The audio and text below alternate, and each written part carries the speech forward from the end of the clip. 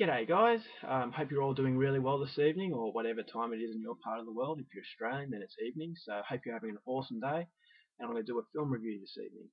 Now, this is a Spanish film, so unless you can speak Spanish you're going to have to do a bit of reading to enjoy this one.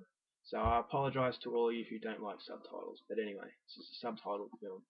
It was made in 2007, directed by Gonzalo Lopez-Gallego, and this is the Spanish suspense thriller King of the Hill.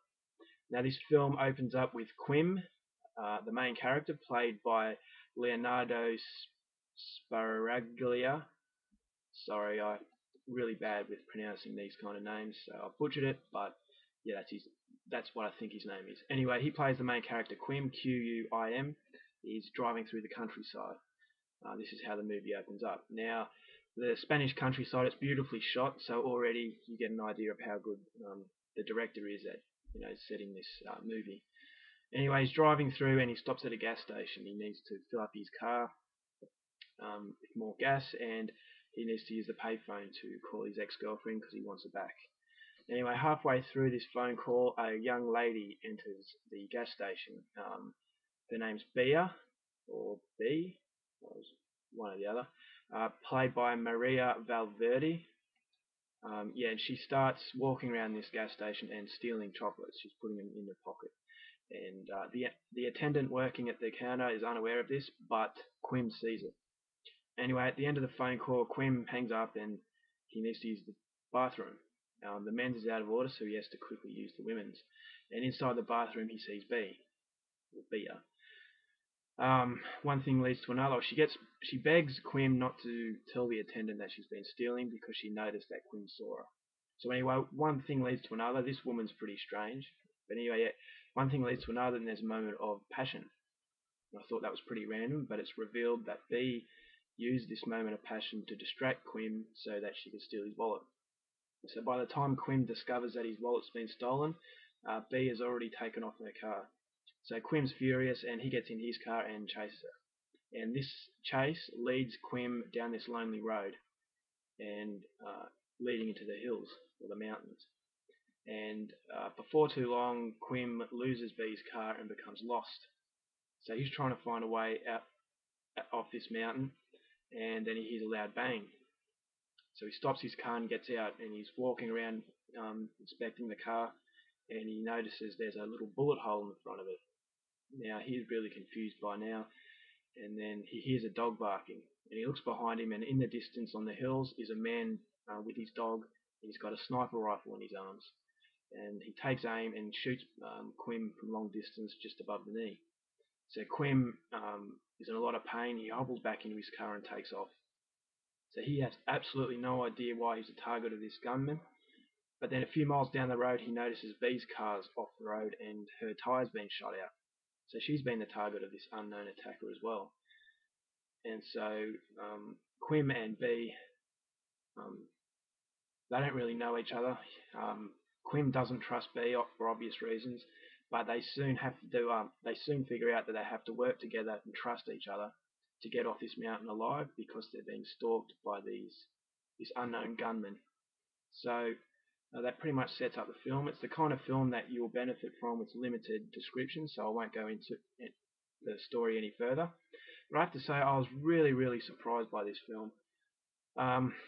It had official selection in the Toronto Film Festival in 2007 and official selection in the Spanish Film Festival in 2008.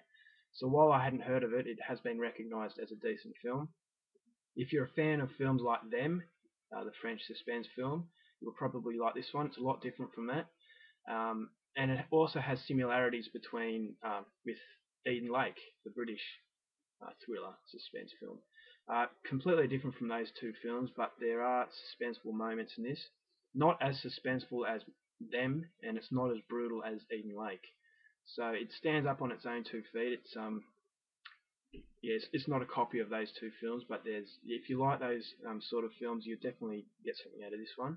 Gorehounds, stay away. You're not going to get anything out of it. There is a few killings, few shootings, but the violence isn't excessive. So you look elsewhere if you want that kind of film. But if you like your thrillers with a lot of depth and good suspense, definitely give this one a look. The lead actor, Leonardo, however you say his last name, he did a really good job. His character's not very likable, but at the same time you feel sorry for him.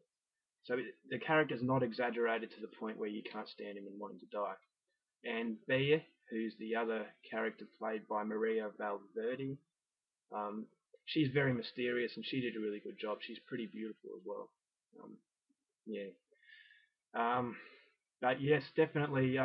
The acting was good. The scenery was really well shot. It's a beautiful looking film, but there's this sort of feel to it that you have in Eden Lake, where it's a kind of depressing film. You know that something bad's going to happen. The ending to this film was very, very powerful. It felt really depressing at the end. I felt, yeah, it really isn't a film that you'll come away feeling happy. Kind of similar to the feeling you get from Eden Lake, although it's not as powerful as Eden Lake's ending. It still packs a punch, this one. And I'm trying really hard not to give away anything, but the director really steals the show because of his camera, the way he uses the camera in the final 30 minutes. He uses it from an angle that sends out a very subtle but yet very powerful message on what the world has become today. So you watch the film and you'll find out what I'm talking about. It is a very powerful sort of message, but it's not very obvious. So you're going to have to pay attention to this film to really understand this message he's sending through. And I thought it was really good. The only film that's really disturbed me just by how the final 30 minutes was shot. Really, really good, really powerful.